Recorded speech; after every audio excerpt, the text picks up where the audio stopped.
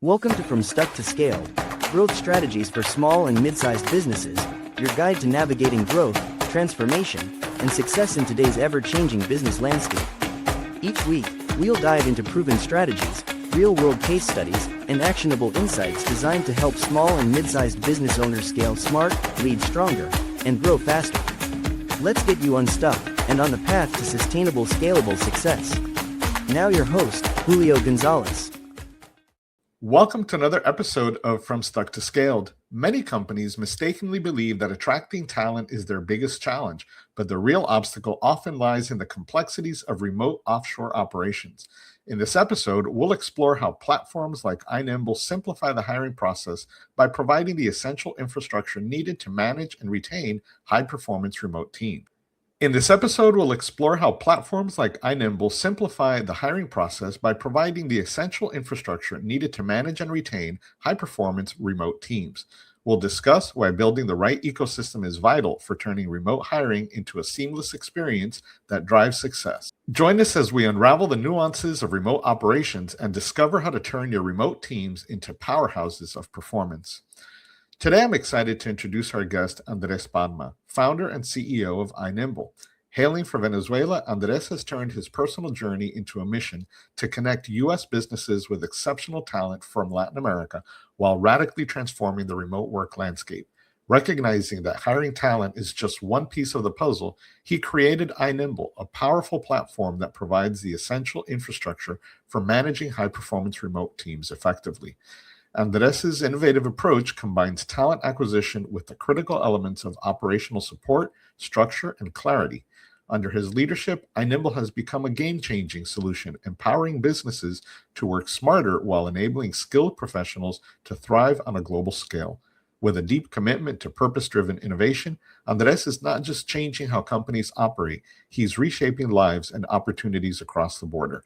Join us as we delve into how Andres' insights can simplify remote hiring and enhance team performance. And let's welcome Andres to the show. Andres, welcome to From Stuck to Scaled. Oh, thank you, Julio. Thank you for having me. I am very glad to have you here. Tell our guests a little bit about yourself and your company. Well, I'm the CEO of Inimble, and what we do is basically we build a platform that connects attorneys with remote talent in Latin America. So our goal is to help attorneys have access to talent in Latin America without needing to use a staffing agency or a recruitment agency. So they have a transparent access to very talented people in Latin America at a very affordable price and very transparently. Our goal is to help attorneys scale their law firms and at the same time help people in Latin America get a job opportunity in the United States. And what makes your approach different from other offshore, nearshore agencies? Well, first of all, we started as an agency, so we have experience on this, and we saw a problem that an staffing agency and a recruitment agency they take a cut or a percentage either from the salary of the employee or a percentage that they charge the employer. So at long term, that makes the relationship very difficult to have out like on retention wise, and at the same time, it hurts the transparency of the whole relationship. So we learned that in order to maintain a great transparency on the relationship, plus giving that opportunity to more people and getting the access to more talent, it has to be something that becomes a tool that everyone is able to access it and then just use it as they please. So we build this tool based on that, based on transparency, based on the long-term relationship between the employer and the employee, and be able to give opportunities to both ends, right? So we, instead of being a staffing agency that we take a cut on that, we build a platform where it's just a subscription based. and the attorney is able to hire someone directly in Latin America through the platform, and then but they're also protected, so they have access to being an employer record, the management of the payroll, management on the remote teams, and most of the things that are very painful for an attorney is be able to see what their remote team is doing. So we build the platform around different features like time tracker, geofencing, IP recognition, chats, video calls, everything that attorney needs to be able to communicate and see what their remote team is doing.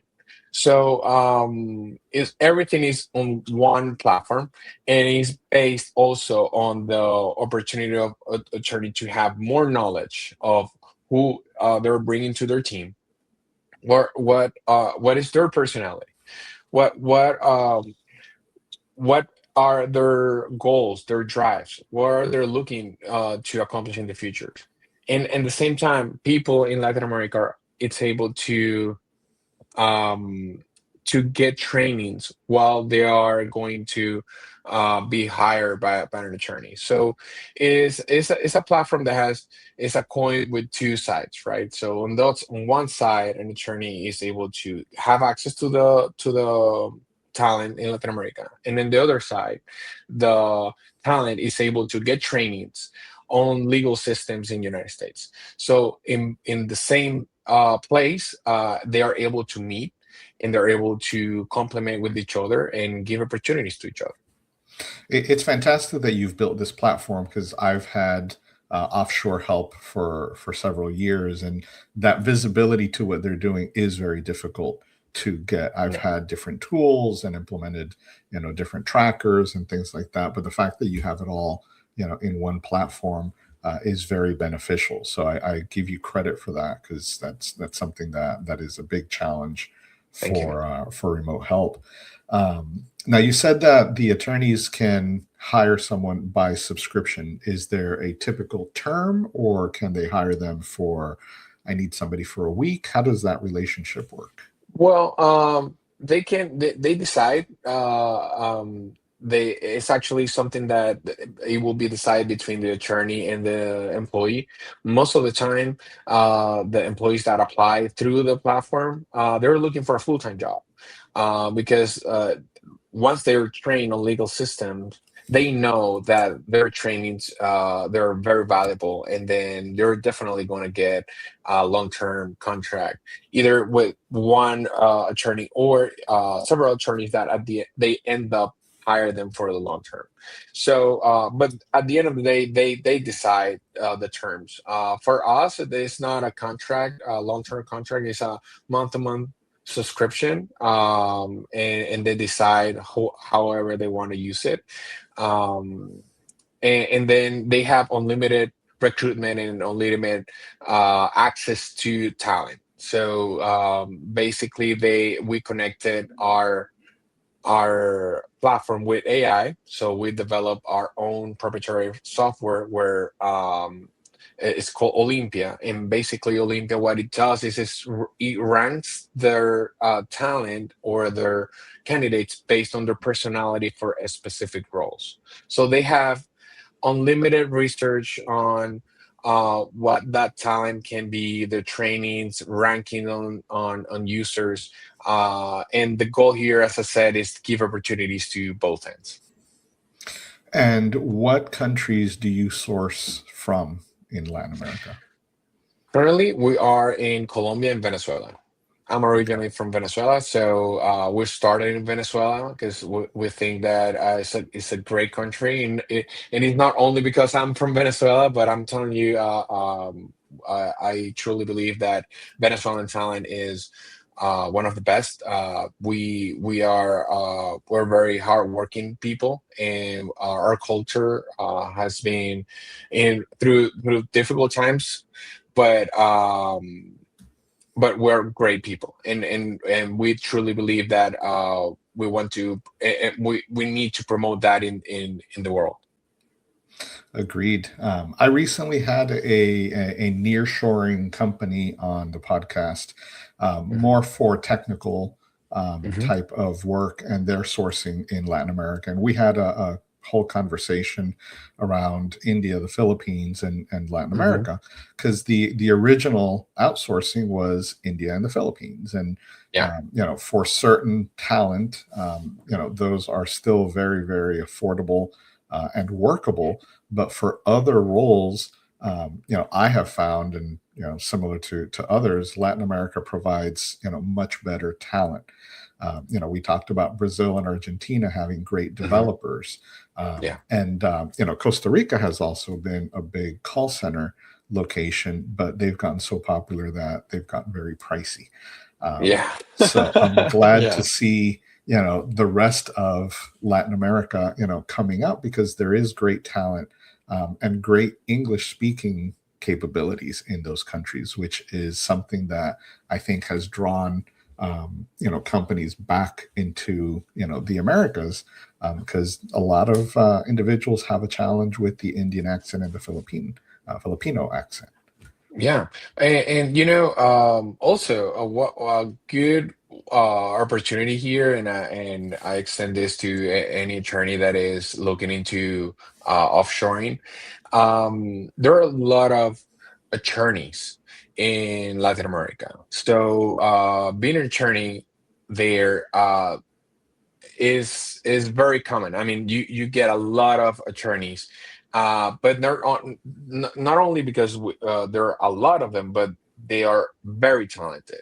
The education and the legal system in Latin America, especially in Venezuela and Colombia, is very good. Is actually a very high level education. And the opportunity that having someone so prepared, like so high level prepared from another country, and be able to also get that person trained on US legal systems is a huge advantage for your team.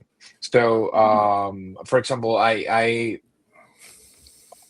directly recruit people that have any sorts of legal experience in Latin America, and that turns out the greatest team member on a law firm here in the United States, because they now understand not only the legal system where their clients come from, but they also understand the legal system where the attorney is practicing.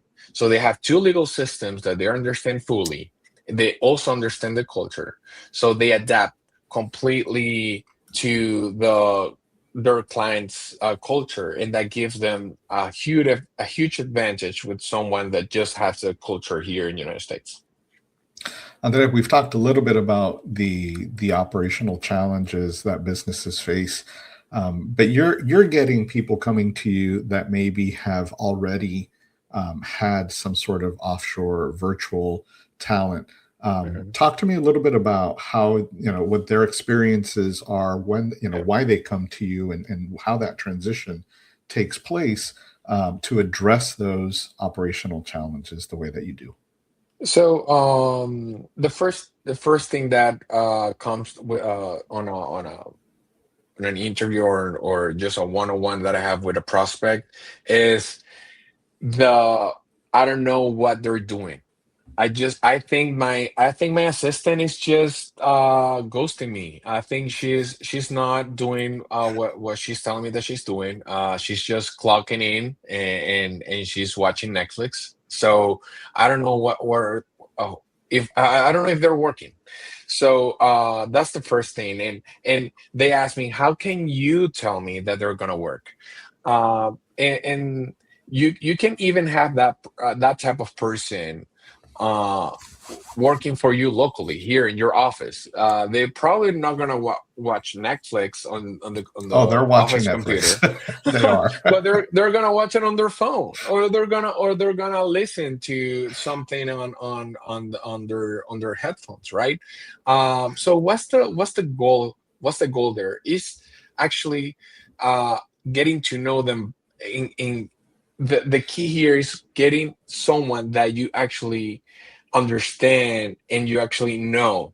So, for example, if you know the personality and you know specifically who are you bringing, and you adapt systems to that, that's a perfect match because then you have person who is honest, who has a sense of ethics and knows what is important to get on getting the job done, and at the same time you have systems that complements that personality. So time tracking and transparency controls and a success manager that's always doing control on that relationship, that's a perfect match because then you get the operational side, which is it's just tools that they can be misused, right? But when you complement that with the specific personality, that gives a perfect match for the right operation. So when you talk about operation efficiency, you need to not only see at the tools, which is where everybody focus on just the tools, but you need to focus on the tools plus the human factor, and that human factor is the best complement to any hire. You're listening to the From Stuck to Scale podcast, and we're talking to Andres Palma about effectively managing remote staff. And Andres, you are 100% spot on. I was at an AI conference where I spoke last week, and we talked about remote staff management. And, of course, COVID came up, right? Yeah. During COVID, people were buying the mouse jigglers to make sure that the screen was Oh moving yeah. because their bosses were Yeah. trying to make sure that you were working, and the Yeah. technology improved and then the mouse jiggler improved. But the fact is, if you can't manage your staff locally, in the office with you can't manage them Yeah. remotely. So there's a personal development that needs to happen also, and a personal strategy, right? Because you need to manage to outcomes, not Yeah. so much to activities, and that's, I think, where a lot of leaders get stuck. They want to see the employee doing things, and Hmm. as humans, we're very good at making ourselves busy, but Correct. it's delivering, the product that is most important, especially in a situation like this, and you're providing that platform to make that easier. Um, so, talk to me a little bit more about some of those difficulties. Yeah. There's a lot of friction and stuff that comes up by not having those tools. Yeah, and one of the when you talk about productivity and getting busy, actually one of my team members, his name is Sergio. He always reminds us on the team, hey, is this being are we being productive or are we just being busy? He's always like doing that, and I actually appreciate that because it helps everyone in the team stay focused on just a result, not in basically doing an activity. So sometimes, I mean, there are very repetitive tasks that you need to continue doing, right? Sure. And that's normal in every job. But what is important is to be productive on every activity that you're doing. Like, what's the end result? And for that, we have developed protocols, and this is the core of our business. Well, I always like introduce the business as, all right, yeah, the platform where you can connect talent from Latin America with attorneys. Yeah, I always introduce the business that way. But the core of our business are protocols to delegate. Because if you can delegate your task to another person, then you are getting the result of growing your team, right? You don't do anything if you have 10 people working from you and you're still doing the job. You just can't. You just can't have 10 people for 6 months and then you still are doing the whole thing, right? You need to delegate efficiently and effectively. So when we started the developing of the dashboard and the whole features and all the tools, we we use this thing on the core, which is the situational leadership graph, and it's basically the different stages that a leader needs to become in order to delegate efficiently. So first, they need to just see if, like the person who is being delegated to, they need to see what they're supposed to do.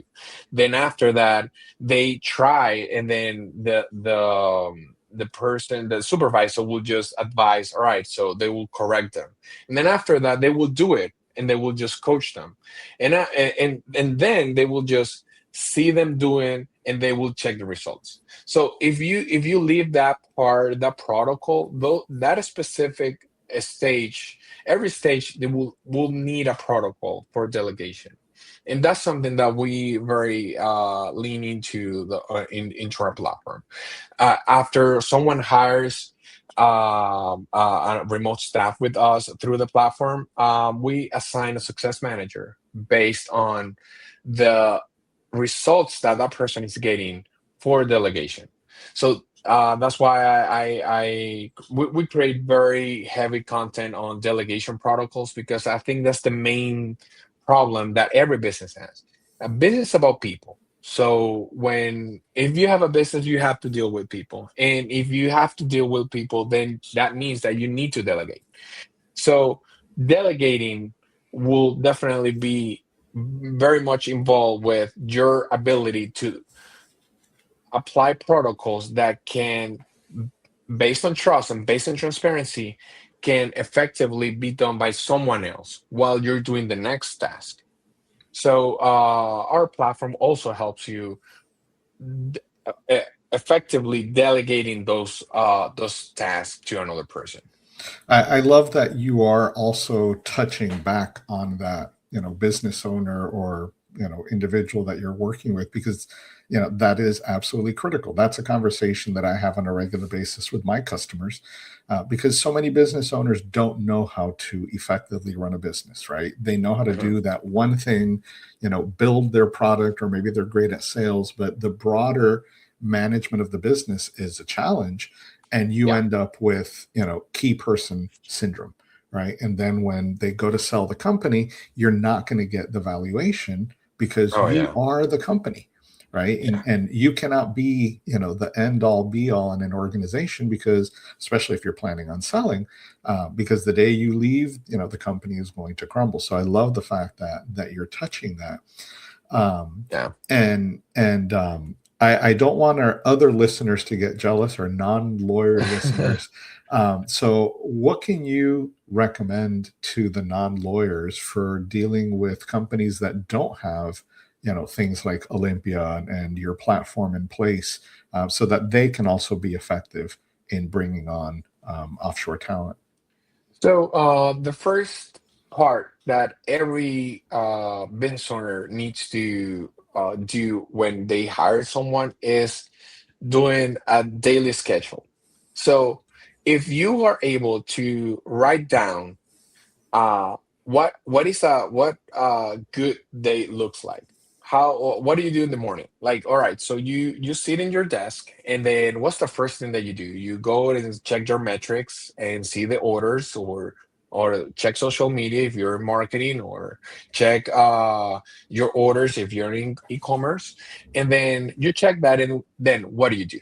And then what comes next? And then that will build up the a daily routine, that or daily task, repetitive tasks that you need to do in order to accomplish a result at the end of the week. So if you write that down, and then you have the another person either through a Zoom call, or in front of you, or in this case hiring offshore on a Teams or a video call, then you show that a specific day, a specific task to that person, hour by the hour, every task, you show it to that person in a way that is measurable and that is effective. Then you will be able to delegate at the end of the week, like at the end of the month. You're going to be able to say, all right, so this person can repeat exactly the same steps that I'm doing here with my day-to-day task. They are able to repeat that because of the specific task that I have to repeat every day.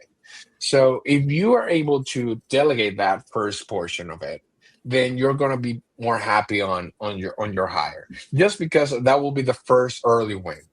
And then after that, you need to be focused on systems. And you said, Julio, something very important, which is the frustration of a business owner when they hire someone, is you're not going to be able to sell the company, or you're going to be able to do a high valuation if everything depends on you. So your job as a business owner is to build systems. Your job is not to be the center of all the operations. Your job is not to be the protagonist, like the best and most important salesperson. And your job is not to demonstrate that you're the best. Also, you are responsible for the results of all of your team. So you are going to be measured by the systems and the effectiveness of your team. So at the end of the day, you're gonna be happier. You're gonna get better results, and you're gonna get a better evaluation for exit if you build good systems and you make sure your team is doing the job correctly and effectively. I recently had a conversation with a business owner. He's CEO, he's CFO, he's Oh not my head God, of yeah. sales, but he's the top salesperson in the company. And I keep telling him, you need to delegate. And he says, I'm gonna delegate all the accounting practices to the accounting clerk that we have, but I need to document for them. And it's like, why? Why do you need to document? Why don't you have them document and then you review what they put together? And we went back and forth, and finally I told him, I said, look, your job as Yeah. CEO is to set the expectations for what that person is going to do, not how they do it. If you're getting involved in that Yeah. day to day, how to process an invoice, how to create a quote, that's not your job. You're not Yeah. being effective in what you're doing. And Yeah. it took a while, but he finally got it. But too many business owners take pride in, this is my baby, and Yeah, that's for sure. great. But at some point, you need to let that go and focus on those outcomes.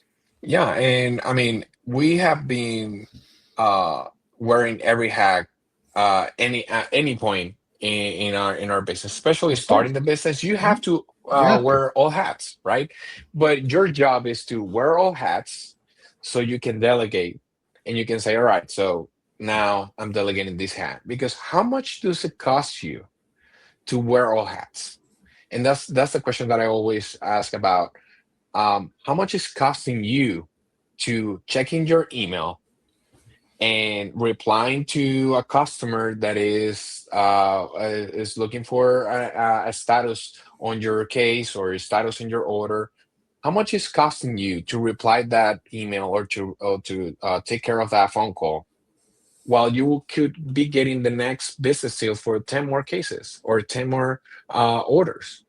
So at the end of the day, you will be busy. You can always be busy, but are you being productive?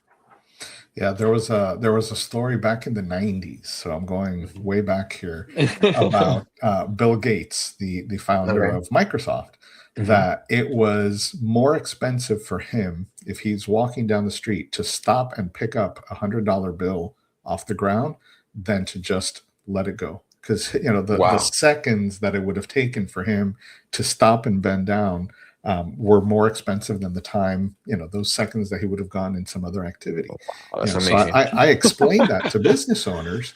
Yeah. What, like you said, what is this costing you? Because if it's Yeah. cheaper to give it to somebody else, give it to somebody else. Focus on setting the expectations for the outcome, and not getting it done yourself. And the core thing on delegating and be able to get used to the idea of someone else doing that task is trust. Is being humble enough to understand that someone can get it done better than you. Hmm. And second, trusting that person, even though if the result is not 100% as you like, If someone else is doing it, and you can give feedback and get better at it, and they can get better at that, that will definitely be more valuable for you in the long run. And you can only trust someone if you have three factors: the past, you know, the background, you know them, you know the what are their experience, what is the experience on a specific subject.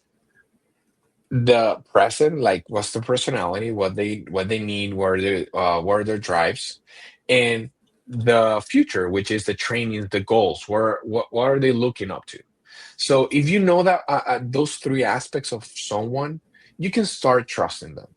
And then once you trust them, and once you have system in place, you're able to delegate. But you have to focus on, all right, it's not me, it's not me who's doing the delegation, it's the system that will operate with the delegation. And then I will be able to trust that person to handle that person the task. Absolutely. I want to reinforce something that you said. Sometimes good enough is good enough, Yeah. right? And the Yeah. things that you need to focus on are those things that are customer facing, that are Yeah. impacting the value of your business. But if somebody pays an invoice in a certain time frame in a certain way, that is not bringing value. Hmm. So adapt to those things, train to those things, and then that gives you the ability to focus more on the things that are truly delivering value. So I just wanted to reinforce that a little bit more. Yeah.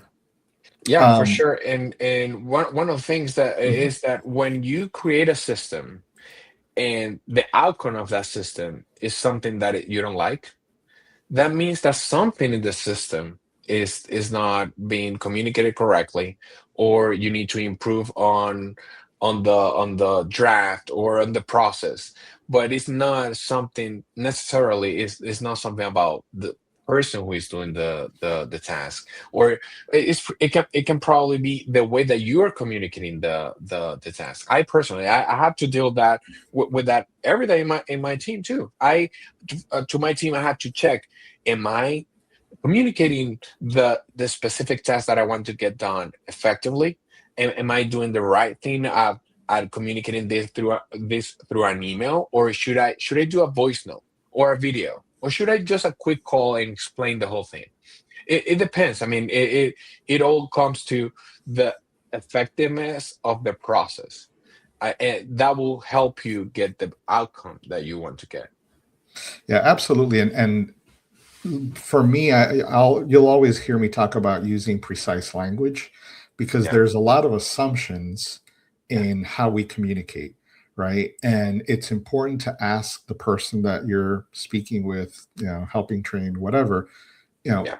repeat, what I just told you, and maybe not in Oh yeah, those for in those sure. specific words, but validating that they heard what you said and that they interpreted it in the way that you said it. Because I do it, and I help business owners with this, and I still do it myself. I'm going through it in my head, and I know it's 10 steps, but I can cut it down to five. And if I'm explaining it to somebody, I have to go through the 10 steps. So that clarity is absolutely critical when communicating and when establishing those protocols. Yeah, especially when you're communicating, you will assume that person has the same perspective of you. Yeah, would you just assume, for example, if you're communicating with your social media manager or your graphic designer, right? And then you're communicating, all right, yeah, let's just put a round corner line on this with the blue, what, a blue color, and then a glass effect.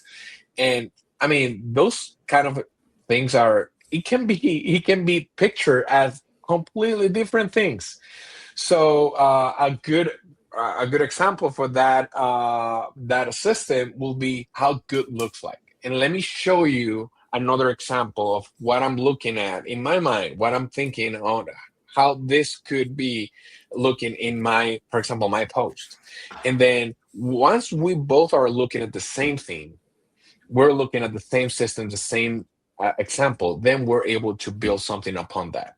And that applies to every system. Every time that you're going to give an instruction to delegate something, you need to demonstrate, or you need to show how good looks like. You deal with a lot of business owners, and like I said, they come to you when they're already frustrated and maybe needing another perspective for more staffing. What's one thing you would tell one of these business owners or leaders to stop doing because it's getting in their way? Well, I think the best advice that I will always give is the when you need to be humble enough to understand that everything that you're doing in your business can be done by someone else. So first of all, you need to be humble to understand that your job is to provide a system. So you don't have to be the main character of the movie. You don't have to be the main character or the leading character in your business. You need to be humble enough to understand that you are responsible to building a system that others can use. So if you need to scale your business, the first thing that you need to do is to be aware that your responsibility is the system, not the job itself. Is to build the system that others can use. Absolutely. And Andre, as you know, no one leaves the show without providing some great tips that our listeners could implement today. And we've given them a bunch. So why don't you summarize a little bit into what they should be doing? Well, thank you, Julio. And I have to say thank you for this time. I mean, it has been amazing. You're great. Looking forward to seeing you in person in the next month. Coming soon. Yeah. So the first step is recognize that you need to be humble and to understand that you're responsible for the system that other people use. And then after you recognize that, you have a perspective of delegation. So building delegation protocols, which is a system that will help you delegate with your team. That's another thing.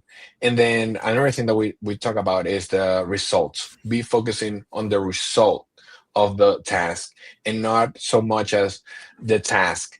Not every time being busy is being productive. So if you want to be focused on scaling your business and not to be stuck, you need to be productive and focus on the results. So Andres, where can our listeners find you?